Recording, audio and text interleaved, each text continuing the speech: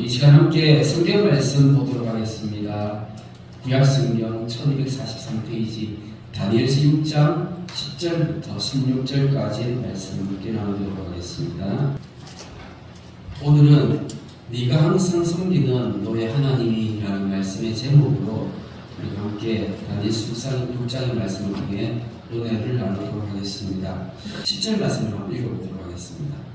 다니엘이 이 조서에 왕의 도장이 찍힌 것을 알고도 자기 집에 돌아가서는 윗방에 올라가 예루살렘으로 향한 창문을 열고 전에 하는 대로 하루 3번씩 무릎을 꿇고 기도하며 그의 하나님께 감사하였더라.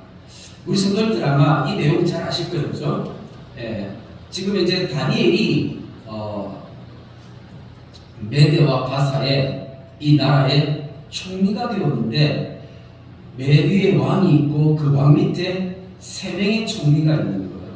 그런데 이 3명의 총리 가운데서도 사실 수석 총리가 다니엘이 된 거였어요. 근데 이때 다니엘의 나이가 약 한 80세 정도였습니다. 굉장히 나이가 많습니다. 근데 이렇게 나이도 많고 늙은 사람, 그리고 거기다가 이 다니엘은 포로로 잡혀온 사람이에요. 그러니까 사실 그 지역의 사람들이, 어떤 그런 관리들이 봤을 때는 전혀 마음에 안 들죠. 왜냐하면 포로로 잡혀온 사람이 총리까지 올라간다? 거기다가 또 나이도 너무 많잖아요. 그러니까 사람들이 시기가 질투가 날 수밖에 없는 그런 상황이었거든요. 그래서 어떻게 하면 저 다니엘을 끌어내릴까 하면서 궁리를 한 끝에 어떻게 했습니까?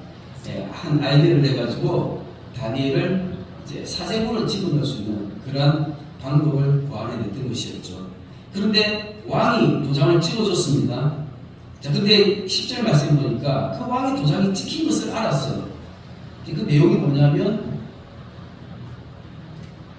어떤 신에게도 기도를 한다든지 절을 한다든지 예배를 드리면 안 된다는 거예요. 30일 동안.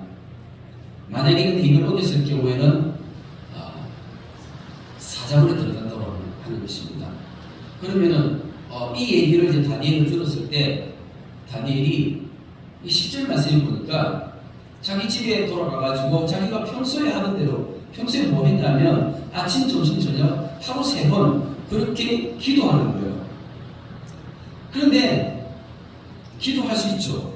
그렇지 않습니까? 기도할 수 있는데 이해가 가지 않는 게 뭐냐면 기도를 하면 되는데 왜 꼭 창문을 열어놓고 하는 거예요? 꼭 창문 열어놓고 해야 됩니까? 창문 닫아놓고 해도 되잖아요. 근데 왜 창문을 열어놓고 기도를 할까? 그게 좀 이해가 안 됐던 것이죠. 그리고 두 번째는 말씀을 보니까 하나님께 감사하대요. 우리 성도님들 한번 생각해 보십시오. 지금 다니엘이 이 상황에서 하나님께 감사의 기도를 했다고 하는데 우리 성도님들이 생각할 때 지금 다니엘의 그 감사의 제목이 무엇이었을 것 같습니까? 다니엘이 도대체 무엇을 감사했을 것 같아요? 우리 보통 기도할 때 하나님 감사합니다 기도하잖아요. 입술로만 입술로만 하잖아요. 근데 여기서 다니엘도 좀 그런 걸까요? 하나님 앞에 입술로만 하나님 감사합니다 이렇게 했을까요? 그건 아니겠죠. 그리고 30일 동안만 참으면 되거든요. 왜 다니엘은 그 30일 동안 참지 않고 하루도 참지 못하고, 아니 아침, 점심, 저녁 그 단 한 번도 참지 못하고 다니엘은 그 기도를 쉬지 않고 계속 할 수밖에 없었을까요? 저는 이 3가지 질문을 이 말씀을 읽는 가운데 하지 않을 수가 없었어요.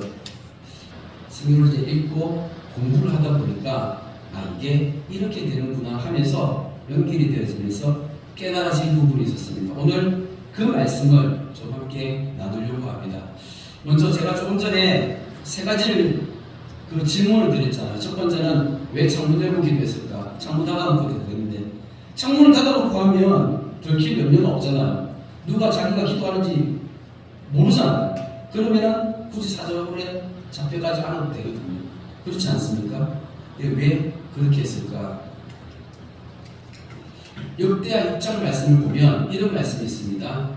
38절에 자기들을 사로잡아간 적국의 땅에서 온 마음과 온 뜻으로 주께 돌아와서 주께서 그들의 조상들에게 주신 땅과 주께서 택하신 성과 내가 주의 이름을 위하여 건축한 성전이 있는 쪽을 향하여 기도하거든 주는 계시고 하늘에서 그들의 기도와 간구를 들으시고 그들의 일을 돌보시며 주께 범죄한 주의 백성을 용서하시옵소서.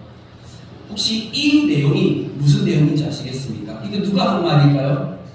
솔로몬이죠. 솔로몬이 기도한 내용이에요. 솔로몬이 하나님 앞에 예루살렘의 성전을 짓고 그 성전에서 첫 번째 제사를 드리면서 그때 하나님 앞에 기도했던 내용 가운데 이런 내용이 있는 거예요. 이게 꼭 근데 신기한 건 뭐냐면 꼭 이게 이 기도가 예언의 기도 같지 않습니까? 앞으로 일어날 것 같은 꼭 그런 내용이지 않습니까? 근데 정말 실제로 이런 일이 일어났죠. 하나님 앞에 하나님을 잘 믿고 잘 섬겨야 될 그 이스라엘 백성들이 하나님 제대로 섬기지 못해서 하나님으로부터 벌을 받아가지고 포로로 잡혀가게 되고 그 적국의 땅에서 그때 뉘우치고 깨달아서 하나님을 바라보면서 그 예루살렘 성전을 바라보면서 그 성전 있는 쪽을 향하여 기도하면 그럼 하나님께서 그 기도를 들으시고 하나님께서 용서해 주시고 이거를 솔로몬이 기도한 거예요. 이스라엘 백성들은 이 예루살렘에 특별히 그 예루살렘 가운데 성전에 하나님이 함께 하시고 하나님의 인재가 있다는 것을 처음부터 믿고 있었던 것입니다. 그러니까 이제 나중에 수백 년이 지난 후에 이 다니엘이 어떻게 한 거예요? 포로로 잡혀갔잖아요. 실제로 다니엘이 포로로 잡혀갔어요. 포로로 잡혀가가지고 그 바벨론 땅에서 날마다 하루 3번씩 그렇게 기도를 한 거예요. 어떻게 해요? 창문을 열고 예루살렘을 향해서 그렇게 예루살렘을 바라보면서 무릎을 꿇고 하루 3번씩 기도한 거죠. 다니엘이 기도했던 내용이 어떤 기도였을까요? 하나님, 우리 민족의 죄를 용서해 주십시오. 하나님, 우리 민족의 죄를 용서해 주시고 하나님, 우리가 다시금 하나님을 바라보고 하나님, 우리가 다시 한번 그 하나님께서 우리에게 주신 그 땅으로 돌아갈 수 있도록 도와달라고 이 기도를 다니엘이 처음부터 끝까지 믿음으로 그렇게 기도했던 것입니다. 이건 다니엘의 습관인 거예요. 그 기도의 습관이었던 것입니다. 우리 주님의 교회 성도님들은 어떤 기도의 습관이 있습니까? 최소한 하나님과 나 사이에는 얘기할 수 있는 그런 습관들이 있으시기를 축복합니다. 예를 들면 나는 그래도 기도할 때 조용한 것보다 시끄러운 게 좋아. 그러니까 교회 와가지고 혼자서 기도할 때 찬양 세게 틀어놓고 음악 엄청 세게 틀어놓고 소리가 안 들리게끔 그렇게 막 기도할 수도 있지 않습니까? 그죠? 네, 그럴 수도 있고 나는 낮에 기도하는 것보다 밤에 기도하는 게 더 좋아 하면서 밤에 깜깜할 때 아무도 없을 때 그때 교회 와서 조용히 기도할 수도 있고 나는 기도하는데 하루에 3번은 힘드니까 이렇게 나는 못하지만 그래도 일주일에 한 번, 일주일에 2번 나를 정해서 시간을 정해서 와서 기도하는 겁니다. 교회가 멀면 집에서라도 기도할 수 있고 그 집에서 하기 힘들면 정 안 되면 집 바로 옆에 있는 가까운 교회로 가서 기도할 수 있고 중요한 것은 하나님과 나 사이에 어떤 걸 하나님께서 인정하실 수 있는 이런 기도의 거룩한 습관들이 우리 성도님들에게 있기를 축복합니다. 이제 제가 아까 3가지 질문을 드렸잖아요. 첫 번째는 왜 창문을 열었을까? 근데 두 번째는 어떤 질문이었냐면 왜 감사했을까라는 질문이에요. 다니엘이 도대체 무엇을 감사했을까? 네, 이때 다니엘은요 감사할 수밖에 없는 상황이었어요. 오늘 거기에 대해서 말씀을 좀 나누고자 합니다.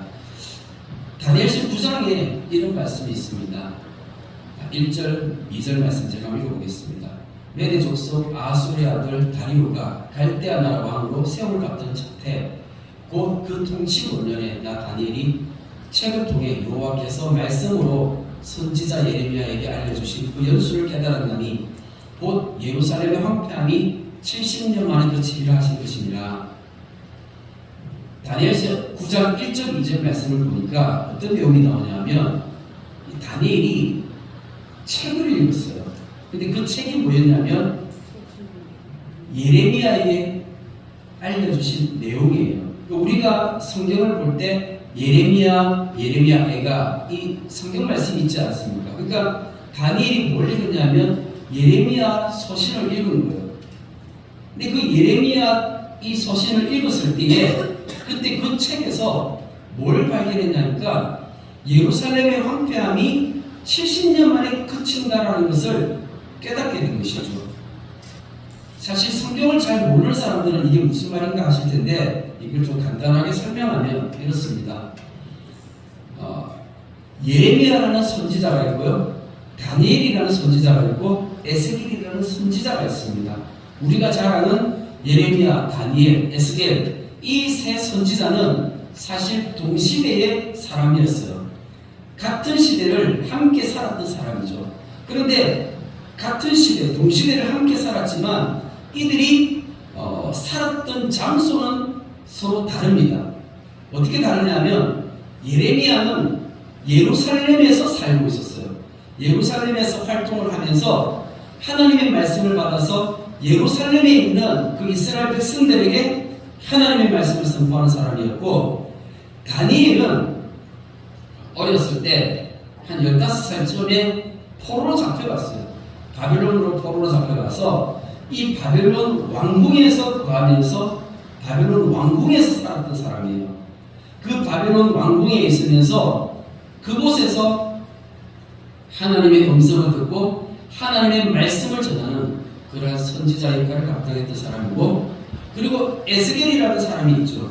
이 에스겔이라는 사람은 2차 포로로 잡혀갔던 사람이에요. 그러니까 이 다니엘에 비해서 저 뒤에 다니엘이 1차로 잡혀갔고 에스겔은 2차로 잡혀갔던 것이죠. 그래서 이 에스겔은 에스겔서 1장 말씀을 보면 이 바벨론 이 그발 강가라는 곳에서 이렇게 사로잡혀가지고 거기서 뭐 하고 있었냐면 이 노가다 하고 있는 거예요. 포로로 잡혀가가지고 거기서 열심히 막노동하면서 종살이 노예생활 하고 있다는 것이죠. 그러니까는 서로 같은 시대이지만 서로 다른 장소에서 하나님의 말씀을 받아가지고 하나님의 말씀을 가르치는 그 일을 하는 건데, 그런데 예레미야는 예루살렘에 있는 사람들에게 하나님의 말씀을 가르치고, 다니엘은 왕궁에 있으면 사실 막 이렇게 몸이 어떻게 고대로 어떤 그런 노역을 하는 것은 아니지만, 하지만 생활은 굉장히 풍요로워 보일 수 있겠죠. 하지만 인간적으로 보면 굉장히 슬픈 사람이에요. 왜냐하면 다니엘은 사실 왕족으로 태어났습니다. 왕족으로 태어났는데, 그런데 이 바벨론의 침공에 의해서 포로로 잡혀가가지고 거기서 포로로 잡혀갔을 때 그때 거세를 당하고 쉽게 얘기하면 내시가 된 거예요. 그러면은 이게 자기가 원해서 된 게 아니잖아요. 우리가 인간적으로 봤을 때는 굉장히 슬프고 안타까운 일이죠. 그렇지 않습니까? 사람들이 이 다니엘을 굉장히 사람들이 꿈꾸는 사람들이 있어요. 그래가지고 요셉과 다니엘을 굉장히 높이면서 사람들이 요셉같이 다니엘같이 막 그렇게 되고 싶다 하더라고요. 근데 저는 안타까운 게 뭐냐면 도대체 다니엘이 어떤 삶을 살았는지 알고나 저렇게 얘기하는 걸까, 저는 그런 생각이 좀 드는 거죠. 그렇지 않습니까? 다니엘은 진짜 안타까운 삶을 살았죠. 그런데 에스겔 같은 경우는 이제 그 이스라엘 백성들이 이제 포로로 잡혀가서 막 이 노예 생활하면서 막일하면서 힘들고 오래 생활하는 그 삶의 현장 가운데서 그곳에 있었던 사람이 에스겔이었죠. 하나님은 각 처에 그렇게 하나님의 사람들을 두시면서 그 각 처에서 이 선지자들이 자기 역할들을 감당할 수 있게끔 그렇게 만들어 두신 것이었습니다. 그때에 예레미야는 예레미야서를 통하여서 이미 이렇게 많은 사람들에게 하나님의 말씀이 선포되어졌죠. 근데 이제 이거를 나중에 다니엘이 예레미야서를 읽게 되는 거예요. 그러니까 지금 이제 다니엘서 9장을 보면 우리가 알 수 있는 게 뭐냐면 이게 언제쯤이냐면 다니엘이 약 나이가 80세쯤 되었을 때예요. 그러니까 시간은 엄청 많이 지나갔죠. 이미 포로로 잡혀가서 약 65년 이상의 시간이 지난 거예요. 포로 생활을 그렇게 오랫동안 했을 때에, 그러니까 이제 예레미야서를 읽으면서 깨달은 게 뭐냐면 뭐예요? 예레미야서 말씀을 보니까 이런 말씀이 있습니다. 25장 11절 말씀. 이 모든 땅이 폐허가 되어 놀랄 일이 될 것이며 이 민족들은 70년 동안 바벨론의 왕을 섬기리라. 여호와의 말씀이니라. 70년이 끝나면 내가 바벨론의 왕과 그의 나라와 갈대아인의 땅을 그 죄악으로 말미암아 벌하여 영원히 폐허가 되게 하되 하면서, 그러니까 예레미야를 통해서 하나님께서 처음부터 이미 말씀하셨어요. 바벨론의 포로로 잡혀가서 그곳에서 70년 동안 포로 생활하게 되고, 그리고 그 이후에는 돌아오게 될 것이다. 하나님께서 이미 말씀하셨는데 다니엘이 예레미야서를 읽고 깨달은 것이죠. 한번 생각해 보십시오. 다니엘이 지금 포로로 잡혀가가지고 거기서 이미 65년 이상의 시간이 지났어요. 그런데 예레미야서를 딱 읽는 가운데 어떻게 해요? 70년이 차면 돌아간다는 거예요. 다니엘이 어렸을 때부터 창문을 열고 예루살렘을 향해서 날마다 하루 3번 기도했던 내용이 뭐였습니까? 하나님, 우리 민족의 죄를 용서해 주십시오. 하나님, 우리가 잘못했습니다. 하나님, 우리를 용서해 주셔서 이제 하나님께서 우리를 용서해 주신다면 우리가 다시 하나님, 저 이스라엘 땅으로 돌아가서 우리가 하나님을 섬기겠습니다. 하나님 돌아가시게 도와주세요. 이거 계속 기도하는 거잖아요. 평생을 그렇게 기도했던 사람이 예레미야서 말씀을 읽는 가운데 이 말씀을 읽고 깨달은 거예요. 그러면 이제 얼마 남았어요? 몇 년 안 남은 거예요. 다니엘이 딱 보니까 지금 이제 이게 언제냐면 메대왕 다리오의 시대라고 하거든요. 그 원년이라는 거예요. 그러면은 메대왕 다리오가 왕이 되고 난 후에 약 2, 3년이 지난 후에 이스라엘 백성들이 1차로 돌아가게 됩니다. 그렇다면 다니엘이 지금 이제 이 예레미야서를 읽고 깨달은 그 시점이 언제냐면 돌아가기 직전에 약 한 3년 전쯤에 2, 3년 전에 이 말씀을 읽게 되는 거예요. 그러면은 한번 생각해 보십시오. 자기가 평생 그거를 기도하면서 하나님 앞에 간구하고 있었는데, 그런데 하나님의 말씀이 딱 깨달아지는 순간 그럼 이제 얼마 안 남았잖아요. 2, 3년밖에 안 남았어요. 이제 얼마 안 남은 거예요. 그럼 그때 다니엘의 마음이 어떻겠습니까? 하나님 감사합니다. 안 나올까요? 하나님 감사합니다. 하나님께서 우리에게 주셨던 것은 이 정해진 시간 70년이었네요. 하나님 감사합니다. 이제 이 기간이 다 됐는데 하면서 하나님께 감사의 마음이 안 나올까요? 감사의 기도가 나오죠. 하나님, 그러면 이제 우리가 이제 돌아가게 될 텐데, 하나님, 우리가 이제 그러면 돌아갈 준비를 어떻게 해야 됩니까? 이런 거 기도해야 되지 않나요? 하나님, 우리가 어떻게 돌아가죠? 어떻게 돌아갈 준비를 할까요? 하나님, 내가 지금 뭐 해야 될까요? 백성들에게 뭘 가르쳐야 될까요? 뭘 전해야 될까요? 다니엘이 해야 될 일이 얼마나 많습니까? 하나님의 말씀을 먼저 깨달은 사람이 뭐 해야 돼요? 먼저 깨달은 사람이 하나님 앞에 기도하는 것이고, 먼저 깨달은 사람이 백성들에게 전달해야 되는 것이죠. 그렇잖아요. 이제 이스라엘이 포로에서 끝나가지고 돌아갈 것을 준비하기 위해서 바빴겠죠. 이게 삶의 우선순위 아닌가요? 그렇지 않습니까? 그때에 어떤 일이 있었다고요? 다니엘이 이 말씀을 깨닫고 이제 때가 되었다, 돌아갈 때가 되었네, 너무너무 감사해. 그때에 다니엘이 어떻게 합니까? 이제 하나님 앞에 기도하잖아요. 근데 그 기도하는 그들을 누가 본 거예요? 다니엘을 시기하고 질투하는 사람들이 보면서 뭐 하는 거죠? 그 사람들이 다니엘이 기도하는 그 기도를 하지 못하게 막아서는 것이었습니다. 그러면 제가 또 세 번째, 아까 질문을 했었습니다. 세 번째 질문. 세 번째 질문은 뭐였죠? 30일 동안 기도하지 않고 예배하지 않는 게 법령이었어요. 그러면 30일 정도 쉴 수 있는 거 아닙니까? 30일이 맞아 한 달밖에 안 되는데 한 달 정도 쉬면 안 되나? 이게 뭐냐면 이게 고레서 칙령이라는 거예요. 영국에 가면 대영 제국 박물관이라고 있습니다. 혹시 들어보셨습니까? 대형 제국 박물관. 엄청나게 큰 박물관인데요. 영국이 전 세계를 지배했던 때가 있었잖아요. 자기들이 전 세계를 지배했을 때 그때에 막 전 세계를 돌아다니면서 하여튼 남의 나라 엄청 다 훔쳐왔어요. 다 훔쳐와가지고 자기 나라 런던에다가 지금 박물관 세워놓고 거기다가 이제 엄청나게 많은 유물들을 쫙 전시를 해놨는데 거기에 이 고레스 칙령이라는 게 있어요. 지금 우리가 읽는 이 말씀,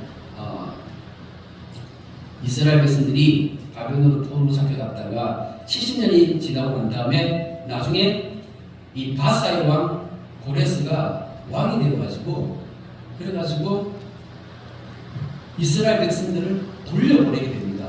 근데 그 칙령이 적혀있는 이 문헌이 발견이 되는 거예요. 근데 그게 지금 이제 전시가 되어 있는 거예요. 대형 제국 박물관에 가면 전시되어져 있습니다. 그러니까 이거는 거짓말이 아니라 어떤 지어낸 이야기가 아니라 역사적 사실 그대로인 거예요. 내가 믿는 하나님, 우리가 믿는 하나님은 살아계신 하나님입니다. 네.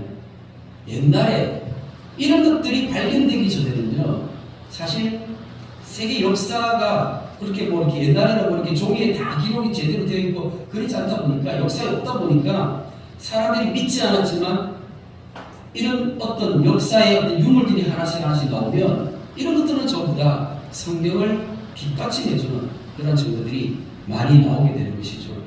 진짜 이 시대가 그대로 있었고 이게 역사 가운데서 성취되어졌다는 것이죠. 그런데 중요한 건 뭐냐면 이게 이 일이 그냥 된 것이 아니라 하나님께서 일하셨는데 하나님께서 일하실 때 하나님 혼자 하신 것이 아니고 하나님은 하나님의 사람들을 통해서 함께 일하셨던 거예요. 그 하나님의 사람들은 하나님의 마음을 알고 하나님의 뜻을 알아서 그것을 붙잡고 함께 기도해야 되는 거예요. 에스겔서 36장의 말씀은 어떤 말씀이냐면요. 에스겔 36장의 말씀은 이스라엘 백성들이 다시금 하나님의 약속의 땅으로 돌아갈 것을 그렇게 설명해 놓고 있습니다. 예언해 놓고 있습니다. 그런데 거기 37절 말씀에 주 여호와께서 이같이 말씀하셨느니라. 그래도 이스라엘 족속이 이같이 자기들에게 이루어 주기를 내게 구하여 할지라. 아멘. 무슨 말이에요?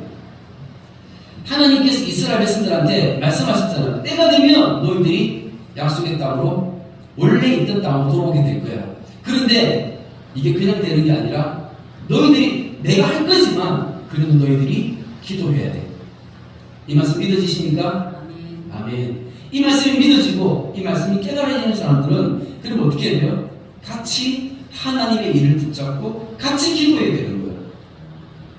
하나님의 일을 붙잡고 같이 기도할 수 있는 사람들이 이 말씀이 깨달아지는 것입니다. 다니엘은 단 한시도 그 기도를 놓을 수가 없었던 거예요. 그렇지 않겠습니까? 하나님의 말씀이 깨달아지고 이제 하나님께서 일하실 그 시간이 점점 다가와서 이제 얼마 남지 않았는데 어떻게 기도를 쉴 수 있습니까? 11절 말씀에 그 무리들이 모여서 다니엘이 자기 하나님 앞에 기도하며 간구하는 것을 발견하고 이에 그들이 나아가서 왕의 금령에 관하여 왕께 아뢰되 왕이여 왕이 이미 금령의 왕의 도장을 찍어서 이제부터 30일 동안에는 누구든지 왕 외에 어떤 신에게나 사람에게 구하면 사자굴에 던져넣기로 하지 아니하였나이까 하니 왕이 대답하여 이르되 이 일이 확실하니 메대와 바사에 고치지 못하는 규례니라 하는지라. 그러니까 사실은 우리가 성경을 보면서 이 말씀을 읽으면 참 우습지 않습니까? 왜냐하면 세상 사람들이 법을 만드는데 어때요? 이 법이 너무 좀 황당한 법이라는 생각이 들지 않습니까? 너무 황당하기도 하고 너무나 우습기도 하고 우스꽝스럽지 않습니까?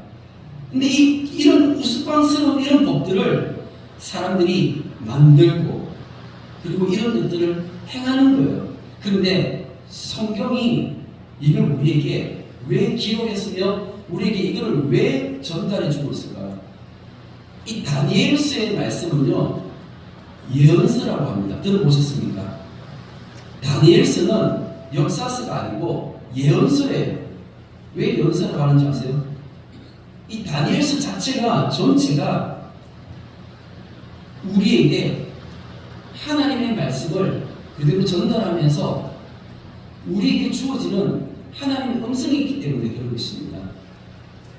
우리가 살아가는 이 시대에도 다니엘이 겪었던 이 일들이 똑같이 일어나게 되는 것을 우리에게 이 사건이 예언적으로 비유적으로 우리에게 나타나는 거예요. 우리가 그 코로나 때에 비대면 예배라는 걸 했었어요. 다들 기억하시지 않습니까? 그죠? 그런데 이 비대면 예배라는 이 용어 자체가 너무 무섭지 않습니까? 원래 하나님은 눈에 안 보이시는데, 그런데 비대면 예배라는 게 무슨 말이에요? 원래 하나님은 눈에 안 보이시는데 비대면 예배라는 것은 하나님 못 만나는 거죠. 그렇지 않습니까? 장소가 중요한 것이 아니라 어떻게 하면 내가 하나님 만날 수 있는가, 내가 어떻게 하면 하나님 예배할 수 있는가, 하나님과 나와의 관계를 그거를 비대면으로 끊어버리는 거잖아요. 그런데 교회에서 오히려 비대면 예배라는 용어를 사용하고 있었어요. 한번 보십시오. 사진이 두 개가 있는데 위에 거는 코로나 시기에 지하철 모습입니다. 그리고 밑에 거는 교회에서 예배드리는 모습이에요. 어떤 게 더 위험해 보입니까? 제가 생각할 때는 빽빽한 지하철이 훨씬 더 위험해 보이는데, 그런데 코로나 3년 동안에 단 한 번도 지하철에서 코로나 확산되어 가지고 감염되었다라고 뉴스에 나온 적이 없었습니다. 그렇지 않습니까? 그런데 교회는 항상 코로나의 확산지였고 위험의 대상이고 저것은 가면 안 된다는 그런 장소였어요. 사실 이 코로나를 통해서 진짜 공격받았던 곳이 어디였냐면 교회라는 것을 아십니까? 교회는 공격받았어요. 말도 안 되는 법으로, 세상의 법으로. 우리가 다니엘서 말씀을 통해서 있잖아요. 그냥 옛날에 다니엘이 사자굴에 들어갔는데 하나님께서 지켜주시고 보호해주셨다. 다니엘서는 그 정도 수준에서 얘기되어질 수 있는 책이 아니에요. 그거는 주일학교 아이들, 전혀 내용을 모르는 어린아이들에게 가르치는 내용이고, 성경을 눈뜨고 제대로 읽으면서 볼 수 있는 사람들, 의미를 깊이 있게 묵상할 수 있는 수준이 되면 이 다니엘서는 예언의 말씀이에요.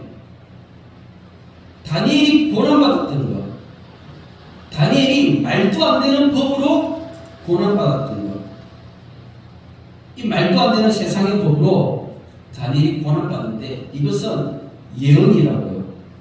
이것은 역사적인 사실이었지만 그 역사적인 사실이 그대로 예언이 되어지고, 그 예언이 뒤에 예수님 때부터, 교회 시대 때부터 계속 이것들이 하나씩 우리에게 다가오면서 이루어져가는 것입니다.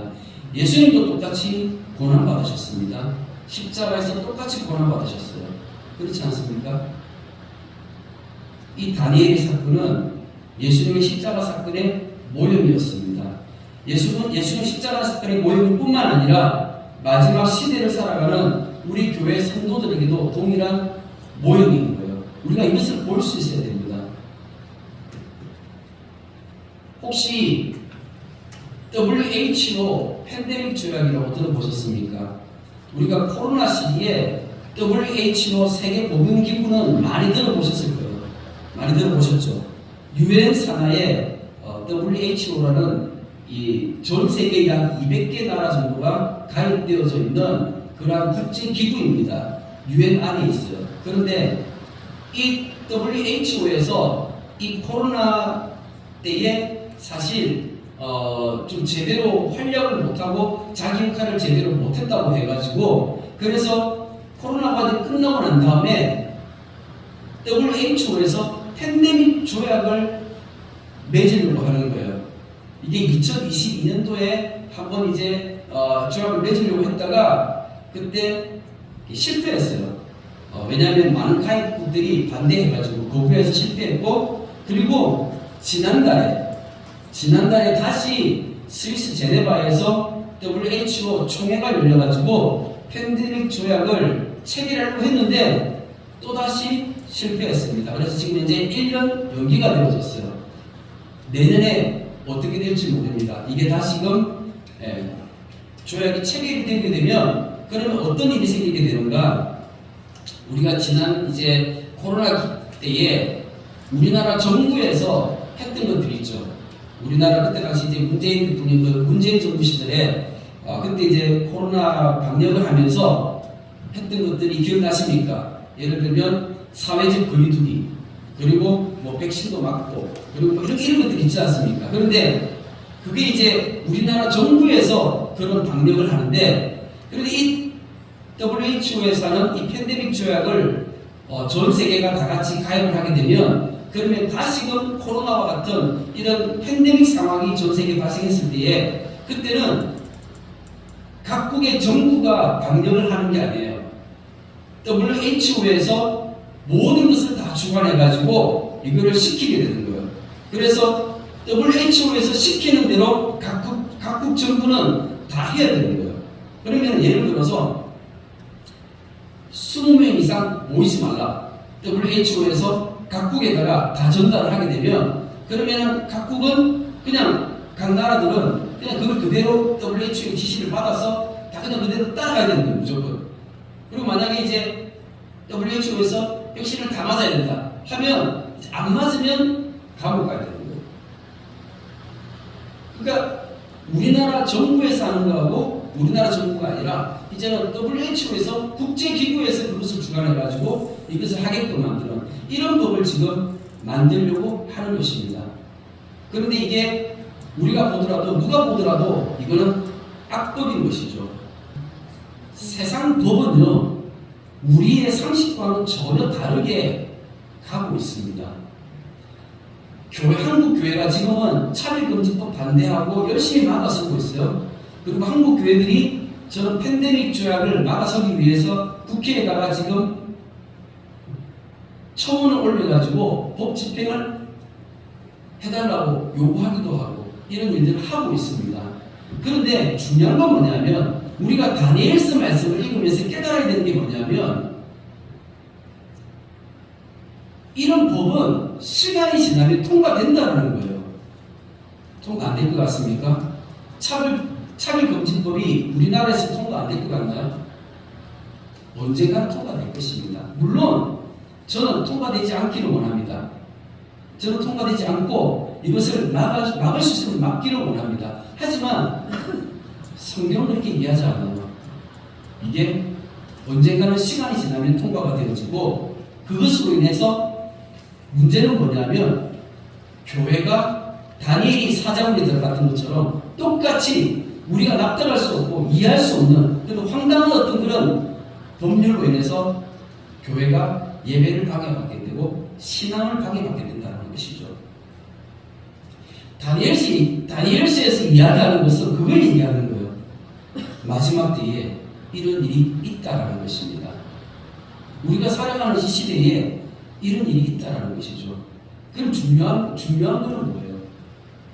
이런 일이 있을 때 교회는 어떻게 해야 됩니까? 우리는 어떻게 해야 되는 거예요? 이게 중요한 것이죠.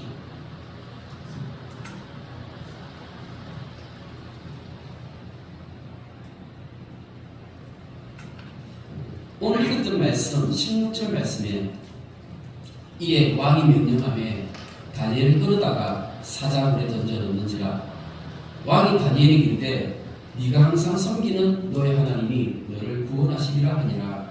아멘. 세상의 왕이 이렇게 얘기하고 있어요. 네가 항상 섬기는 너의 하나님이 너를 구원할 거다. 이 다리오 왕이 다니엘을 사자굴에 치고 던졌습니다. 이 사람이 진짜 하나님 믿었을까요?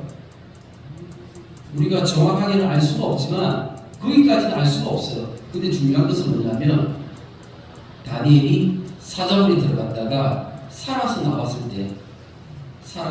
때 이 다리오 왕이 어떻게 했습니까?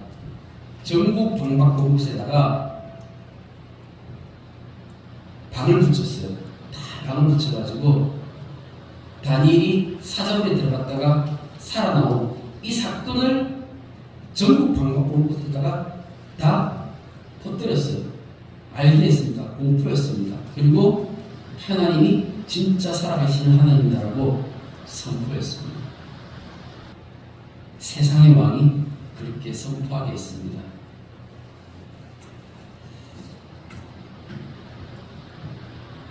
(23절) 말씀에 다니엘서 6장 23절 말씀입니다. 왕이 심히 기뻐서 명하여 다니엘 굴에서 올리라매 그들이 다니엘을 굴에서 올린저 그의 몸이 조금도 상하지 아니하였으니 이는 그가 자기의 하나님을 믿었음이었더라. 아멘.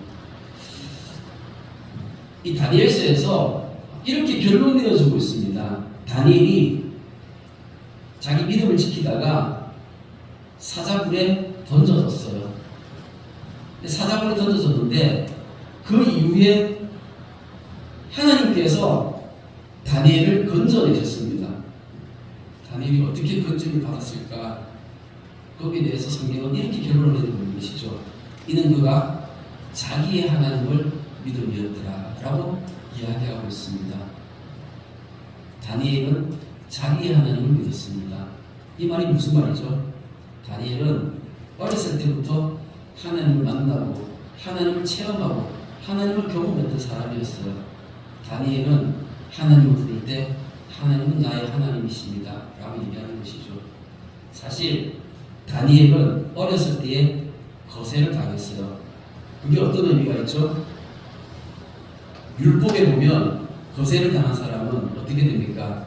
여호와의 총회에 들어갈 수가 없어요. 그런데 다니엘은 그럼에도 불구하고 하나님의 은혜를 입어서 그 하나님의 은혜를 바라보고 기도할 수 있었던 사람이었고, 그리고 그 하나님을 신뢰하고 하나님을 믿었던 것이었죠. 그러니까 다니엘은 그 하나님이 나의 하나님인 거예요. 다니엘은 이스라엘 백성들이 다시금 약속의 땅으로 돌아갈 것을 하나님께 구했었습니다. 그걸 기도했었죠. 그럼 우리는 뭘 기도해야 될까요?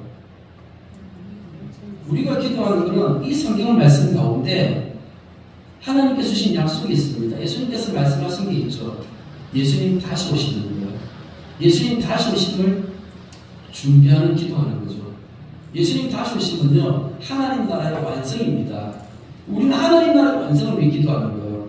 그런데 세상 사람들에게 있어서 예수님 다시 오시면 세상이 심판받는 거예요. 근데 우리는 심판받지 않고 하나님 나라의 완성을 위해서 기도하는데 이게 우리의 삶의 우선순위가 되어야 된다고요. 다니엘서에서 주시는 메시지는 바로 이 말씀인 것입니다. 오늘 이 말씀이 우리 주님의 백성들에게 깨달아지고 이제 내가 어떻게 기도해야 되며 내 삶의 우선순위는 무엇인지 말씀을 통해서 보고 듣고 깨닫고 믿음으로 살아갈 수 있는 우리 주님의 되기를 축복합니다. 아멘. 아멘. 사랑의 하나님 감사합니다.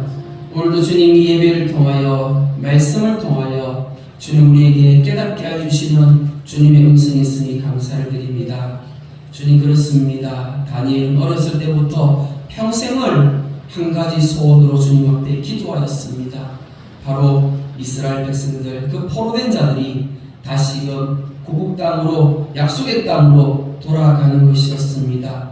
평생을 간절히 소원하며 기도하였던 그 기도의 제목에 대해 하나님께서 반응하셨고 하나님께서 찾아가셔서 하나님 말씀해 주심으로 다니엘이 보고 믿음으로 깨닫고 감사함을 통하여 오히려 하나님께 영광 올려드리며 자기 자신의 목숨이 위태로운 것 돌보지 않고 삶의 우선순위로 하나님께 영광 올려드렸습니다. 주님, 우리 주님의 교회가 이 마지막 때에 주님 다시 오심을 바라보는 교회 되어지게 하여 주시옵소서. 하나님의 나라의 완성을 향해 우리가 힘쓰고 애쓰며 달려갈 수 있는 교회 되어지게 하여 주시고 결코 우리가 기도를 쉬는 죄를 범하지 않도록 주님 우리 주님의 교회에 기도의 영을 부어 주시옵소서. 그렇게 우리가 믿음으로 나아갈 때에 하나님 우리를 그렇게 주의 도구로 사용하여 주실 줄을 믿습니다. 주님, 우리 주님의 교회가 꿈꾸며 기도하며 믿음으로 나아가는 이 모든 것 위에 하나님의 은혜를 베풀어 주시옵소서. 감사를 드리며 살아계신 예수 그리스도 이름으로 기도드립니다.